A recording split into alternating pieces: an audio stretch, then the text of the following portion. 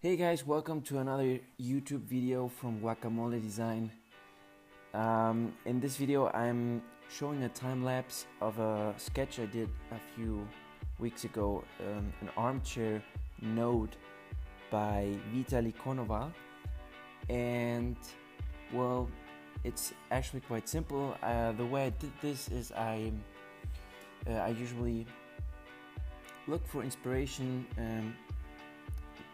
lately very often online, and it's very helpful for me to see furniture. If you have noticed, I'm a huge furniture design fan. I actually want to become officially a furniture designer, and I'm working my way to get there. So something which is very helpful for me, and I can only advise you guys doing this, is looking for furniture maybe in design books, magazines, or online. I mean, everybody now knows Pinterest and the good old Google. So I found this armchair called or named NODE by Vitalii Konoval, and I liked a lot the wooden structure in this chair. So this is just a time-lapse video. I'll guide you through some tips and maybe ideas which may help you through your sketching. And well, let's get started. The rough draft or the rough sketch is done with an HB pencil from Faber-Castell, but you can, well, it depends. I mean, you can sketch with pen. The thing with pen is if you screw up, you have to deal with it. Okay, so if you're starting off, or if you want to add or if you want to work with markers and you don't have a pen which is alcohol proof, I don't know if that's the right term, but not every pen is Copic proof, let's put it that way. So if you use a ballpoint pen from Bic, for example, at least the ones I get a hand on, they're not Copic proof, so they're still bleeding. So what I do is I either take a fine liner, or I start the sketch with pencil like I'm doing right now. I prepare the structure, the main form, the main shape of the sketch, and afterwards I'm done with the first lines, and after I have a sketch which helps me visualize the object, I can start doing line works with fine liner. So the way I'm doing this, I have the image open my computer, and I'm sketching while observing. So this method is actually very good. Something which also is very good to practice and quite challenging is to sketch maybe when you're outside in a coffee shop and you see people or buildings or cars, just the surroundings of the coffee shop, and you start sketching them. That's actually very good. Or the people passing by is also very good, because it's a moving target or a moving object. Well, person is not an object, but I mean, in the terms of sketching, the object or the thing you want to sketch is on the move. For example, if you see a car passing by, try to observe it and place that image you see in your mind and sketch it, put it on paper. And that's actually quite good to practice quick lines to get a clean and quick result of the sketch. So that's a fine liner I'm using right now. After doing my sketch with pencil,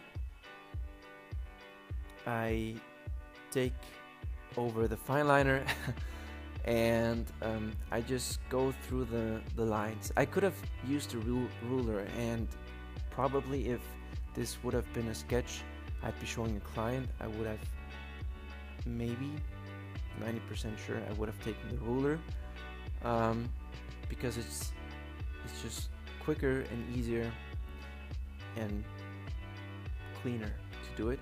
But I like to sketch freehand because it's always good to practice this, and it's better if you can do straight lines without a ruler than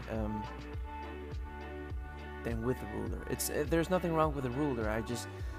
It's just my personal opinion that it comes.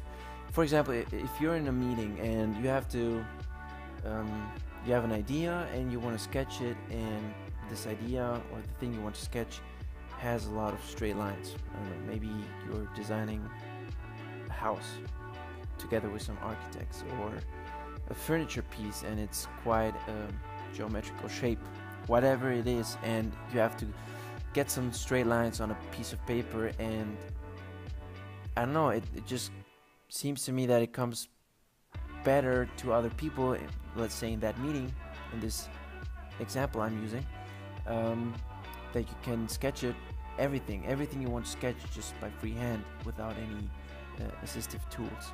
So but I've seen many designers, also many YouTube videos and tutorials from other designers which use ruler, and it's perfectly fine. I mean, the sketch is gonna be just nearly to perfect, and maybe even symmetrical depending on the thing you're sketching.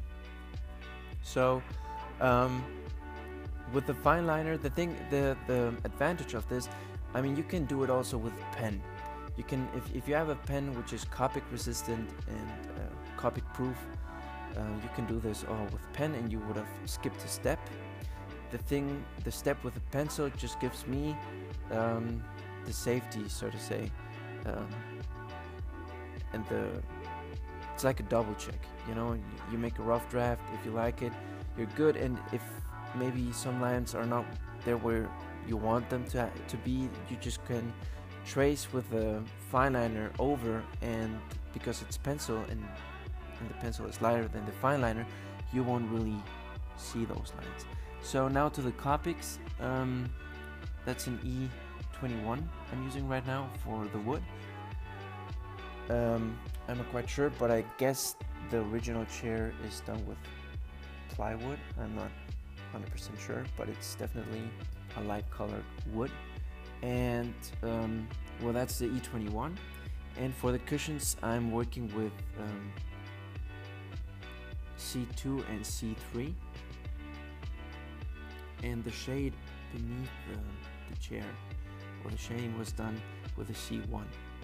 Since I'm working on white paper, the C1 will be quite easy to see if I would be using maybe a tone paper or black paper, or just another color than white. It might be a bit difficult, but C1 works just fine with plain white paper. I'm going through with the lighter color, in this case the C2. I guess it's the C2, yes, it is the C2. And the connecting parts of the cushions, because it's 4 cushions put together, so the shading and the parts where the cushions touch with each other, I trace that with a C3 just to give it a shading. And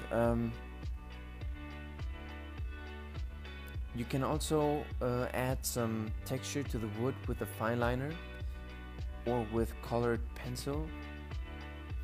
You know what I mean? Like, there are also colored pencils. You can take in this case the E21. It's like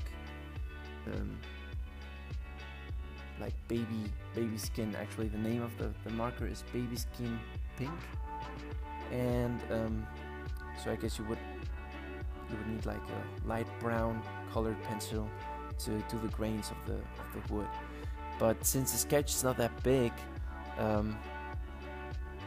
it's quite hard to do those wood details without missing it. So I mean, you can do it, but I think in this case, since the wood pieces are quite thin, it doesn't make a lot of sense. You can also take the HB pencil, and since it's not that strong, but it's darker than the E21 in this case, you can do the grain, wood grain with the pencil. It's also very helpful if you do a sketch of a product to put some arrows and description of the materials or the functions of the object you're designing. This is not only good for you just to know what you were thinking, which were your thoughts, why you were designing or sketching this. It's also good if you're sharing your sketches or your designs with team colleagues, and they want to understand what you're doing, and if you just give them the plain sketch without a description, it's going to be a bit difficult to understand what you're trying to visualize in your sketch. And well, to finish this sketch, I just did a square with the ruler. I really wanted that rectangle to be quite clean, and tracing just straight lines to fill the rectangle, and just going through some details at the end. And that's basically it. I mean, this procedure is, you can apply it to any sketch you do. Your first rough draft in pencil, then going with a fine liner and giving it some color with the Copics, and at the end just a contrast background, maybe a rectangle or another geometrical shape to give some contrast so that the sketch, the object, pops out. And that's it. Well, thank you very much for watching. I hope you enjoyed this video. For all my Spanish speaking viewers, if you want this video in Spanish, just let me know. I'll upload it then in Spanish again. And if you have any questions, doubts, if you have any petitions for a new video, just leave me a comment in the comment section below, and I'll see you next time.